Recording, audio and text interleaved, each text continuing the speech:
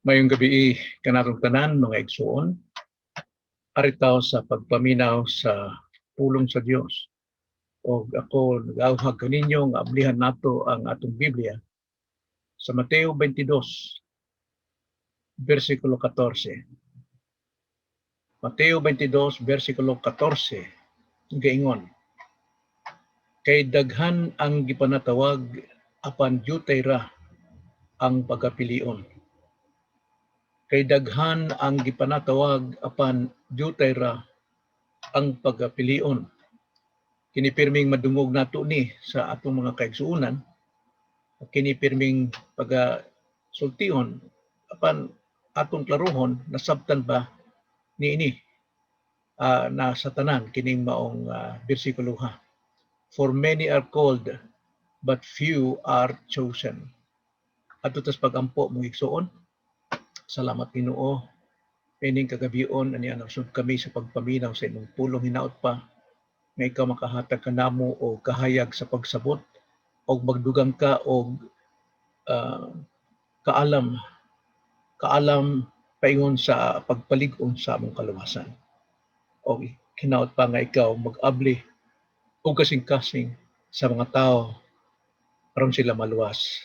Salamat Lord mo kining among pag-ampo sa ngalan sa Ginoong Kristo. Amen. Unsa ka importante kining doktrinaha ginganlan og epektibong pagtawag, sa English effective calling. Daw nakita nato sa mingagin natong pagtuon ang kinadak-ang problema sa tao. Nakaibalotag unsay kinadak-an sa problema sa tao, dili ang sapi, dili ang sakit, dili ang bisan pa unsa bisay tampuon natong tanan ni dili ni ka tandi sa kinadak-ang problema sa tao kay tungod kining kinadak-ang problema sa tao mo ni magdala sa tao ngadto sa kalaglagan. Mao ni ang sala.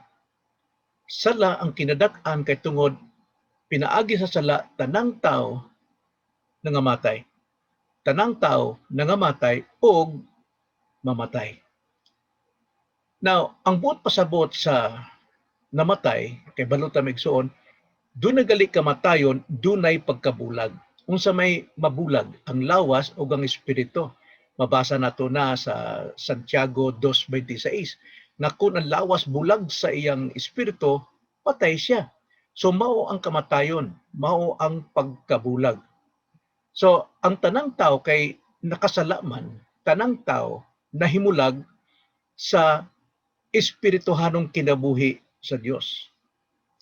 Nagaingon ang Roma 5:12 na sumala pa dito busa maingon nga ang sala misulod sa kalibutan pinaagi sa usa ka tawo ug ang kamatayon misulod pinaagi sa sala ug nga tungod niini ang kamatayon mikuyanap ngadto sa tanang tawo sanglit ang tanang mga tawo nakasalaman. So kung ang tao nakasalaman tungod sa pinaagi sa usa ka tawo nakita nakapanunod niini, unsa may kahimtang sa tao atubangan sa Dios. Karon nabugto o naputol ang espiritual nga relasyon. Unsa may nabilin sa tao, mao ang tawhunon o unodnon nga kinabuhi. Busa halayo siya sa Dios. Putol siya, patay ang ilang komunikasyon. Sumala sa Isaiah 59 versikulo 1 ngadto sa 2 nagaingon, ani akaron ang kamot ni Jehova wala pa mug-i aron kini dili makaluwas. Ni pabug-aton ang iyang igdulungog aron kini dili makadungog. Apan ang inyong mga kasalanan maoy nakapahimulag kaninyo og sa inyong Dios og ang inyong mga sala nakapatago sa iyang naong gikan kaninyo aron siya dili makadungog.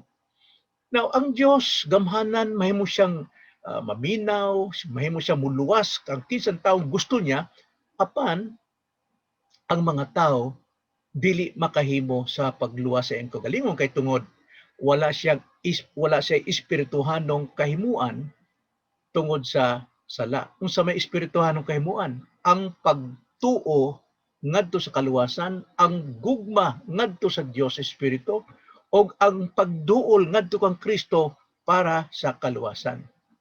Nagaingon gawas lamang kung ang Dios mismo ang mulihok niini sa usa ka taong nahalayo tungod sa sala. Juan 6:37 nagaingon si Kristo, ang tanan nga gihatag kanako sa Amahan moari gayud kanako. Kinsa kuno ang moduol ngadto kang Kristo kadtong gihatag sa Amahan, kabubut-on sa Amahan. Og siya nga moari kanako dili ko gayud iga kasalikway. So dunay assurance nga kadtong pagadad-on sa Dios nga tawo ngadto kang Kristo dili gyud ikasalikway. Dunay assurance of salvation. Nan ang tanan ay patay man og mamatay nga igsuon, walay tawo nga makaluwas sa iyang kaugalingong kahimuan. Tanang tao patay sa espirituhanong kahimtang niya sa Dios. Tungod niana siya mamatay usab sa lawasnon. Mamatay siya sa lawasnon. Apan kanang kamatayon sa lawasnon kana usa na ka kining buhat sa Dios. Kabubuton sa Dios kung kanus aka mamatay. Ngano man wa man day mamatay, kay tungod ang Dios naghatag pa nato og higayon na kita makapangita kaniya pinaagi sa iyang pamaagi aron kita mamaluwas. Nagaingon sa Hebreo 9:27 og maingon nga ang tao kinabut-an nga mamatay sa makausara og tapos niana mao ang hukom. So kabubuton sa Amahan, kabubuton sa Dios, kung kanus ata mamatay, unsaon ta mamatay, unsang pamaagi, aksidente ba, sakit ba, balatian ba, o pagkatigulang ba, ang Ginoo mo'y nakabaloan na. Apan, kanang higayon na nga kita nabuhi pa og taas, mao na higayon alang sa iyang grasya na kita makakaplag kaniya o kita mamaluwas. So busa, nagaingon ang Roma 3:10 nga nagaingon nga nahisulat walay matarong wala bisan usa kay tungod ang tanang tao nasalaman og nakabsan sa himaya sa Dios sumala sa Roma 3:23. So karon kay ang tao patay man, tanang tao patay man, but pasabot hingpit ang ilang pagkadautan kay tungod ang tibuok nilang pagkatao gikan sa puyo ngadto sa lapalapa na apektado sa sala. Sama ba sa baso nga limpyo nga baso, no? Limpyong tubig, unya butangan nimo usa ka to lamang nga kining lason o poison, kining hilo maigsuon. Unsa may tabo sa maong tubig, tanang gyud maapektuhan sa maong hilo og wa gyud maayo sulod sa tawo kay tungod naapektuhan sa sala.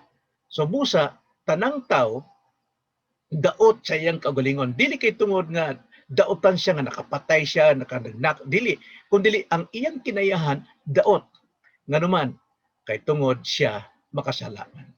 So hingpit ang pagkadautan sa tao, wala siya'y kahimuan sa pagdukol sa Dios kay tungod patay ang iyang relasyong espiritual sa Dios.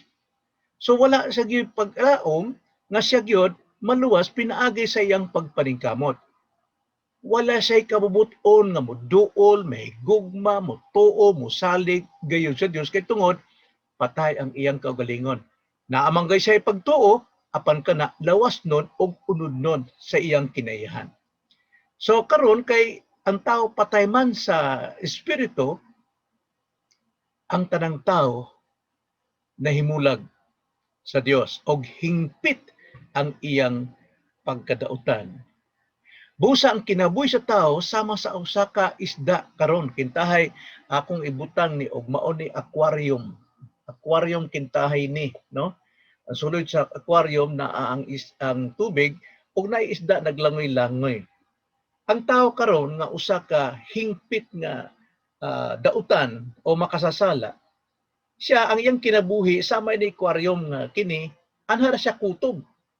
Doon na siya kagawasan, ang isda doon ay kagawasan unsa iyang buhaton, magludluhod ba, mutawag bag iyang mga Dios, sumala sa iyang kinaiya, sa iyang kalibutan nga makasasala. Mahimo niya tanan. Doon na siya kagawasan. apan ang isda wa si kagawasan nga mabuhi nining gawas nining aquarium. Kintahay mauni ang espirituhanon, mauni ang atong relasyon sa Dios. Ang isda naagid siya diha sa iyang kagalingon kagawasan, sa iyang kagalingon nga kinabuhi, unsa iyang buhaton, diha siya gawas nun siya diha apan wa say kagawasan nga mabuhi sa gawas niini. So mauna ang kahimtang sa tao, siya ulipon sa iyang kinaihan apan gawas nun siya diha sulod sa iyang kinaihang kinabuhi. So kung maukan ang kahimtang sa tao, wala siya kabubuton nga magkinabuhi sa gawas sa aquarium. Sulod sa aquarium, mao ang tawhunon o unodnong kinabuhi. Doon na siya kagawasan sulod sa iyang kinaiyahan nga makasasala. Busa ang isda nabuwag. Buwag siya. Ining kalibutan nga espirituhanon kay naalang siya sulod diha sa ginharian sa iyang pagka makasasala. So, karon ang pangutana, unsaon man sa pagkaluwas sa tao? Mao na nid akong pangutana. Unsaon man sa pagkaluwas sa tao kung ang tao di ay doon na siya kagawasan sulod sa iyang kinaihan nga makasasala dili sa espirituhanong kahimtang. Unsaon man niya mabuhi diri sa espirituhanon. Mao kana karon ang atong pagtun-an. Kasagaran sa mga tao maingon nga, oh, maluwas man ko na armas tao nga mutuo siya kanus-a o gusto niya mutuo. Tinuod ba na? Naara sa tao kung gustuhon niya kanus-a, mutuo siya? Oo, natural ang tao dunay pagtuo apan pagtuo sa iyang tawhunon o unodnon nga kahimtang. Sumusa kung tawhunon ka dinhi sa unodnon, wala gyud kay pagtuo wa ka makaila sa tinuod nga Dios. Inay ang Dios nga imong wa nimo tuohi, imong gikaligut-gutan na. Kay tungod sa imong kaugalingong kinaiyahan, doon na kay kaugalingong Dios nga imong gituuhan o gisaligan nga niana ikaw mabuhi o maluwas sa dakong kapildihan. Busa nagiingon ang Roma 8:5 ngadto sa 8, atong basahon maigsoon. Kay ang mga nagkinabuhi uyon sa unod, mga makilawason sa ilang panghunahuna. Tanawa? Ang nagkinabuhi kuno, mga tao, sa unod nun o lawas nung kinabuhi, sila makilawas nun. Anha lang sila kutob ang ilang pagbati, ang ilang kinabuhi, dinhi sa lawas nun, unod nun nga kinabuhi. Sa ilang pangunahuna. Apan, ang mga nagkinabuhi o yun sa espiritu, dinhi sa gawas, na nagpangunahuna sa mga butang sa espiritu. Ang pangunahuna alang sa unod, musangpod gyud sa kamatayon. Apan, ang pangunahuna alang sa espiritu, musangpod sa kinabuhing kalinaw o kalinaw. Kay, unsa man? Kay, kaaway sa Dios ang panghunahuna nga alang sa unod. Kini nagadumili sa pagpailalom sa kasuguan sa Dios. Sa pagkatinuod dili kini makahimo sa pagpailalom niini og ang mga anaa sa unod dili makapahimuot sa Dios. Dili gyud. Bisan unsa og pagpaningkamot siya halaludlod mag-donate na siya og pila ka milyon sa mga pobre, maghatag siya diha, buhaton niya tanang mga binuhatang maayo sulod sa iyang kinaiyahang lawas nun ug unod nun, wala na makahatag og pabor sa Dios. Dili gyud. So, mao nga ang tao dali ra makaingon nga tuom kog Dios ba? Apan unsa man ang pagtuuha? Pagtuo ba na nga luwas nun o pagtuong unod nun sulod sa kinaihang kinabuhi? Karon, way taong maluwas, di ba? Way taong maluwas pinaagi sa pagpaningkamot sa tao sulod sa iyang kinaihan nga kinabuhing lawas nun o unod nun wa di maluwas. Karon ang pangutana, kung saan man sa pagkaluwas sa tao. Kaya naamang diy'y kaluwasan. Unsa man ang kaluwasan na? Manay ginganlan o grasya. Grasya, kay tungod ang tao na ningkamot sulod ni ini, nining kalibutan niya, apan ang tinuod nga kaluwasan gikan sa Dios gawas niining kahimuan sa tao. Og ang Dios muhatag og kaluwasan niya ng mga tao nga dili angay luwason. So unsa may kaluwasan? Unmerited favor. Ambot pasabot, ang kaluwasan dili kahimuan, dili tinrabuan, ni bisan kinsa kun dili hatag kini sa Dios. Karon, adto ta sa atong topic, effectual calling. Kay tungod ang effectual calling usa ni sa grasya nga paagi sa Dios aron ang usa ka makasasala pagaluwason. So adto ta primero unsa may epektibong pagtawag. Unsa may epektibong pagtawag? What is effectual calling? Og ngano mang epektibo man kini? Atong tubagon ng primero, nganong epektibo man ang pagtawag niini? Kay tungod grasya sa Dios. Ang grasya sa Dios epektibo gyud kaayo. So itong tanawon, calling and effective. Primero, unsa may but pasabot anang calling? Pagtawag sa Bisaya. Ang but pasabot ana, tawgon gali ka, giimbitahan ka. Ang Dios nag-imbita kanimo pinaagi sa lihok sa banal na espiritu diha sa pagwali sa mayong balita aron imong dawaton ang kaluwasang gibuhat ni Jesus nga katubsanan. Mao nay pagtawag. Pagtawag, ang Dios pinaagi sa gahom sa espiritu nag-imbita kanimo nga imong tuuhan ang maayong balita nga si Kristo ang atong manluluwas pinaagi sa katubsanang gibuhat niya sa krus. So mao nay calling. Ikaduha, unsa may effective? Nganong effective man? Effective o epektibo kay tungod buhat man ni sa Dios. Nato tan-awa. Unsa gibuhat sa Dios nga epektibo? Ang kalibutan. Ang langit, ang yuta pinaagi sa iyang pulong na buhat. So epektibo kining pagtawag sa Dios kay tungod buhat sa Dios pinaagi sa tulo ka persona. Pinaagi sa tulo ka persona. Ang trabaho sa Dios sa pagtawag sa tao ngadto sa kaluwasan pinaagi sa tulo ka persona. Usaray Dios apan dunay tulo ka persona.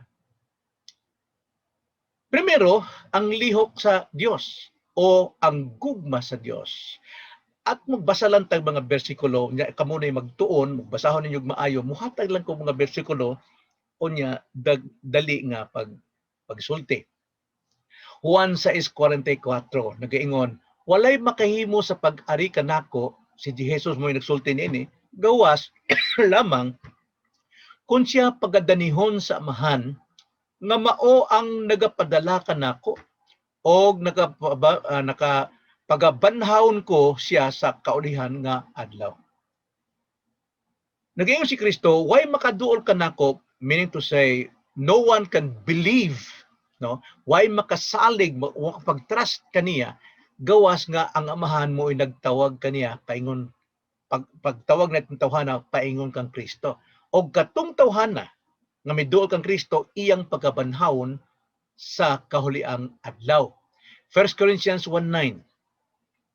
Ang Dios kasaligan og pinaagi kaniya kamo gipanatawag ngadto sa pakig-ambitay kauban sa iyang anak nga si Jesu-Kristo nga atong Ginoo. Ang amahan mo'y nagatawag. 1 Thessalonians chapter 2 verse 12 to 12. Sa pagkinabuhi nga takos sa Dios nga nagatawag kaninyo ngadto sa iyang kaugalingong ginharian og himaya. Ang amahan mo'y nagatawag kaninyo ngadto sa iyang ginharian og himaya.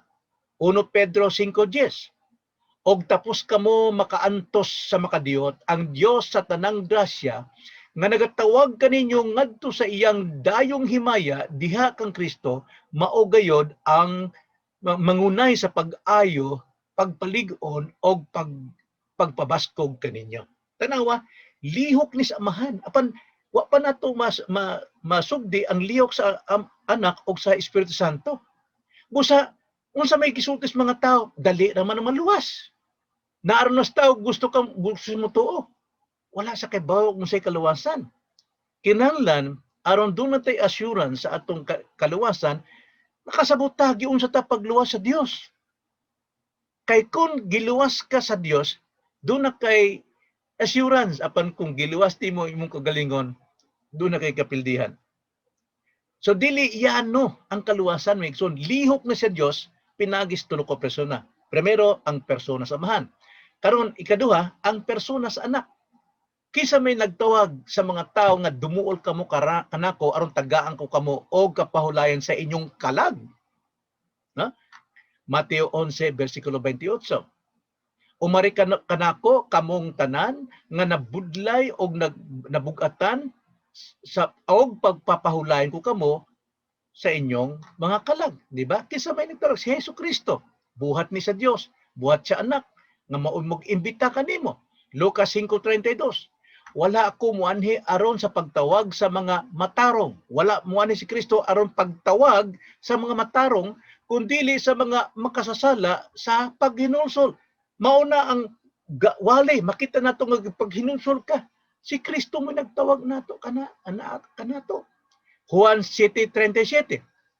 Og unya sa katapusang adlaw, ang labing dakong adlaw sa piyesta, si Jesus mitindog og misinggit nga nagaingon, kun adunay taong giuhaw, umari siya kanako og uminom. Si Kristo mo'y nagtawag. Roma 1:6, nga uban kanila kamuusab gipanatawag aron maiyan ni Jesucristo. Dalawa, lihok sa amahan, lihok sa anak. Ikatulo, ang lihok o buhat sa Espiritu Santo. Nagaingon sa John 15:26, apan inig-abot unya sa manlalaban ang akong igapadala kaninyo gikan sa amahan, ang espiritu sa kamaturan nga magagikan sa amahan, kini siya mao ang magahimog panghimatuod may tungod kanako. So lihok sa Espiritu Santo pinaagi sa wali, siya magatawag diri sa kasing-kasing sa mga tao bahin kang Kristo o gugma sa amahan.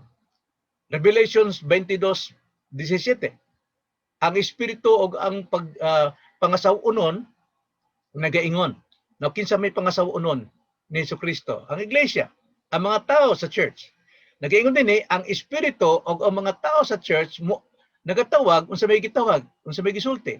Umari ka og siya nga nagapatalinhog paingna, umari ka og ang giuhaw paria ang may tinguha paimna sa walay bayad nga tubig nga nagahatag sa kinabuhi.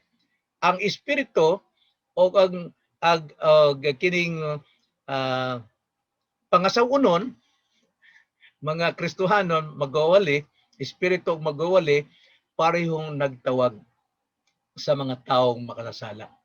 So makita nato kining effectual calling, epektibong patawag, epektibo gayud kay lihok ni trabaho ni sa tulo ka persona nga usa ka Dios.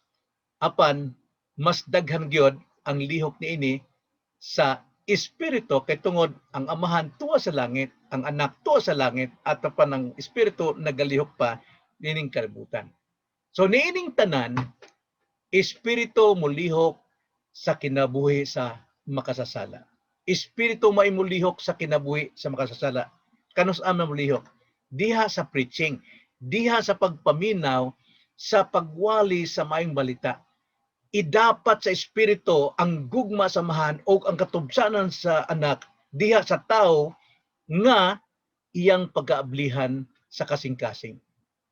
So, gidapat ni sa Espiritu Santo ang gugma sa amahan o gidapat sa ni Espiritu Santo ang katubsanan ni Kristo sa isa ka tawo pinaagi sa pagpaminaw sa wali, sa preaching.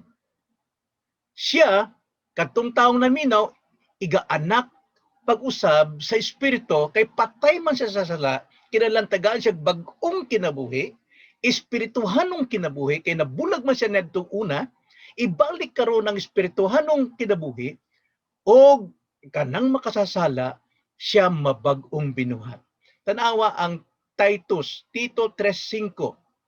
Kita iyang giluwas, dili tungod sa mga binuhatan nga nahimo nato sa atong pagkamatarong, kundili tungod sa iyang kaluoy, pinaagi sa paghugas sa pagkatao pag-usab, no? O sa pagkabag-o diha sa Espiritu Santo. Pinaagi sa pagkahimugsog usab o pagpakabalaan diha sa balaang espiritu. Busa ang Kristohanon, nagaingon ang 1 Peter chapter 1 verse 23, kamo gianak pag-usab dili sa binhi nga madunot ra, kundi sa binhi nga walay pagkadunot, pinaagi sa buhi o nagapadayong pulong sa Dios. So ang born again experience o regeneration experience, dili na mahitabo ko ang tao dili maminaw o gwali sa pulong, no? Unya diya sa pagwali sa pulong nagpaminaw siya, ang balang espiritu ihimugso siya pag-usab. Diha sa iyang kaugalingon, aron siya tagaag bag-ong espiritu, bag-ong kasing-kasing, doon na siya tagaag kanang pagsalig o pagtuo nga makaluwas o paghinulsol ngadto sa tibuok kinabuhi. Kana mahitabo sa kinabuhi sa tao, unless a man be born again, he cannot see the kingdom of God. Unless a man be born again, he cannot enter into the kingdom of God. So busa, kinahanglan buhion siya, tagaan siya bag-ong pagkatao. Mabasa nato na, maklaro nato na sa Ezekiel chapter 36 verse 26 to 27. Nag-ingon, hatagan ko usab kamo sa usa ka bag-ong nga kasing-kasing, og ang usa ka bag-ong espiritu igabutang ko sa sulod ninyo. Kuhaon ko ang batuon nga kasing-kasing gikan sa inyong unod, og hatagan ko kamo sa usa ka kasing-kasing nga unod. Og igabutang ko ang akong espiritu sa sulod ninyo, og palakton ko kamo sa akong kabalauran, og kamo magabantay sa akong mga tulumanon, og magatuman kanila. So ang tao nga nakasala, nga nahibulag dito ang iyang espirituhanong relasyon sa Dios, karon pinaagi sa grasya sa Dios, siya giuli pag-usab. Busa ang usa ka Kristohanon, espirituhanon na siya, apan naapay nagpabilin nga lawas nun o unod nun. Maigsoon. So makita nato nga diha sa pagpaminaw nato sa wali sa Dios, unsa may gisulti sa Roma 10:17. Faith cometh by hearing, hearing by the word of God. Ngano man siyang nakadawat man siya og pagtuo pinaagi sa iyang pagpaminaw. Kay tungod giablihan siya, giabutangan siya bag-ong kasing-kasing, gibutangan siya bag-ong espiritu, o gipapuyo ang espiritu sa Dios diha kaniya, so busa buhi na siya. Nakadawat siya og tinuod nga pagtuo. Dili lang tinuod nga pagtuo ang nadawat niya, bisan pa ang repentance unto life. Buot pasabot ang paghinulsol sa matag adlaw sa diha nga ikaw makasala, nga diha nga ikaw Kristohan, dili ka gyud ngingon patay sa imong kasalanan. Kada adlaw gyud naay conviction na nakasala nga, busa kada adlaw kada minuto naapod ang atong paghinulsol.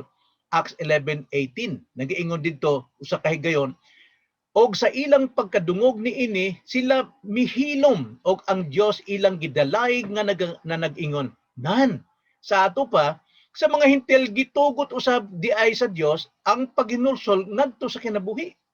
Gitagaan sila paghinulsol ngadto sa kinabuhi.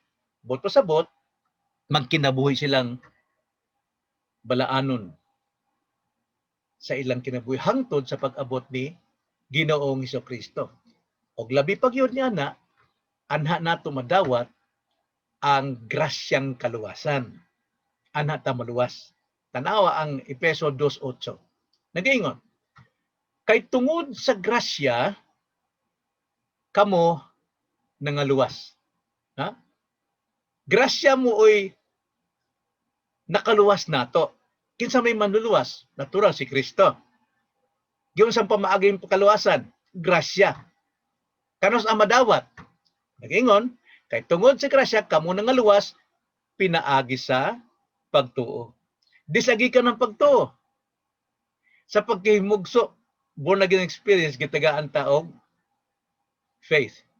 Faith cometh by hearing, hearing by the word of God. So, kung isang pagtuo, ato bang kaugalingon? Dili. Ang tao, ang ilang pagtuo, sunod sa ilang kinayahan nga makasasala. Diha ra. Apang tungod sa grasya, gitawag kita, gitagaan tag bag-ong pagkatao, gikan po kaniya ang pagsalig, nga musalig kaniya, o paghinulsol, nga maghinulsol siya sa sala, tungod kaniya. Apan kadto mga taong naapa sa sulod sa kinayahan sa iyang pagkalawas nun o pagkaunod nun, anhalan siya maghinulsol, hala, luhod diha, bisag pila ka kilometrong luhod na, mamaltos na imong tuhod, apan walay kahimuan sa paghinulsol kaingon sa kinabuhi. Anhala na ining kinabuhi. So po sa mga igsoon, madawat nimo ang kaluwasan pinaagi sa pagtuo. Unsa may giingon sa verse 8, again sa Ephesians 2:8, kay tungod sa grasya kamo nangaluwas pinaagi sa pagtuo og kini dili inyong kaugalingong kahimuan. Dili, no? Dili kaugalingong kahimuan, kini unsa man? Hatag sa Dios. Ang kaluwasan hatag, ang effectual calling hatag, ang pagsalig hatag. So unsa may kaluwasan? Grasya. Hatag, wala nato.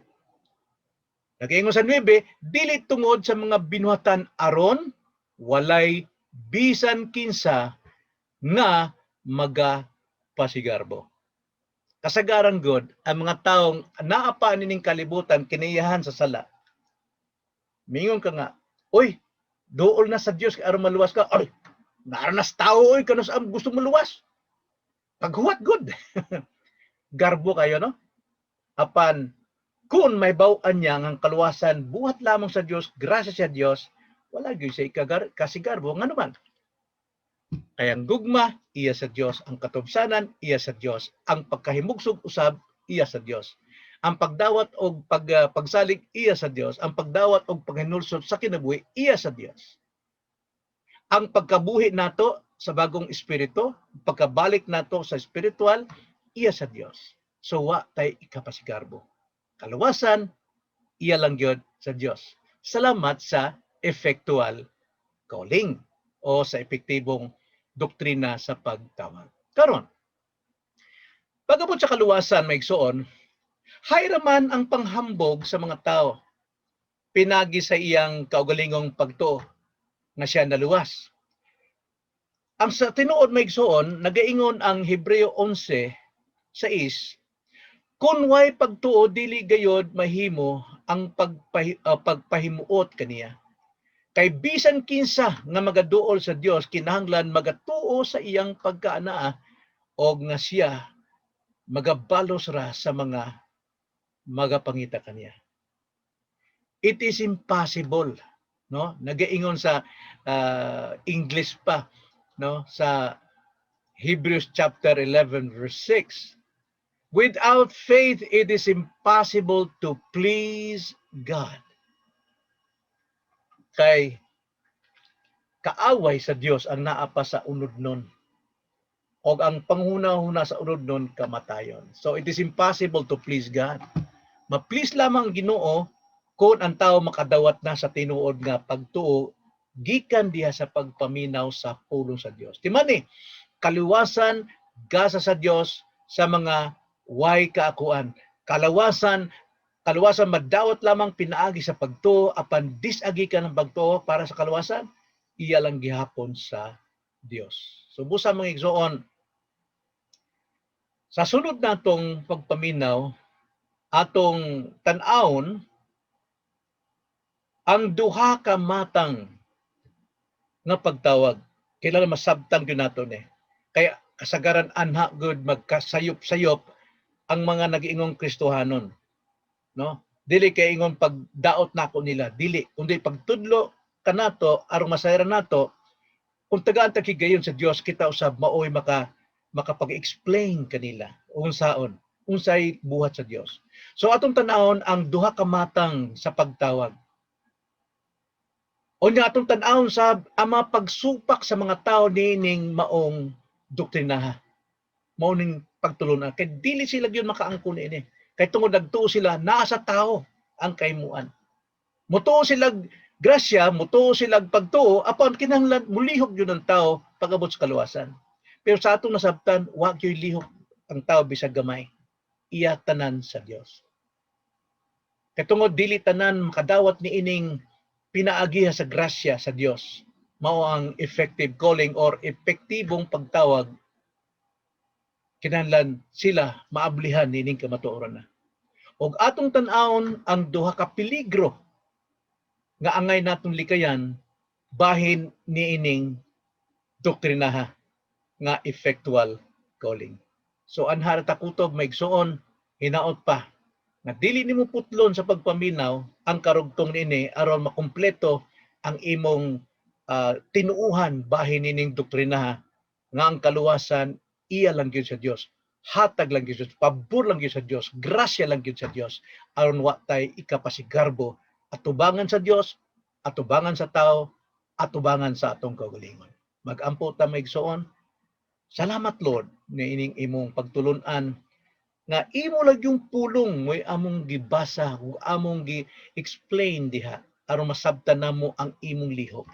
Kay tungod pinagay ka namo Lord, bisan pa sa akong kagalingon, hambog ko kayo na Lord, nga ako nagtuo nga pinaagi sa akong pagpaningkamot, pinaagi sa akong pagduol diha sa mga buluhaton, ako gyud naluwas. Apan Lord, do na gyud ko'y kaulaw diha sa pag-atubang nining kamatuoran na kay tungod, imo tanan ang lihok sa kaluwasan. Hinaot pa nga mao kini makapahubos kanamo aron wala kami kapasigarbo diha kanimo.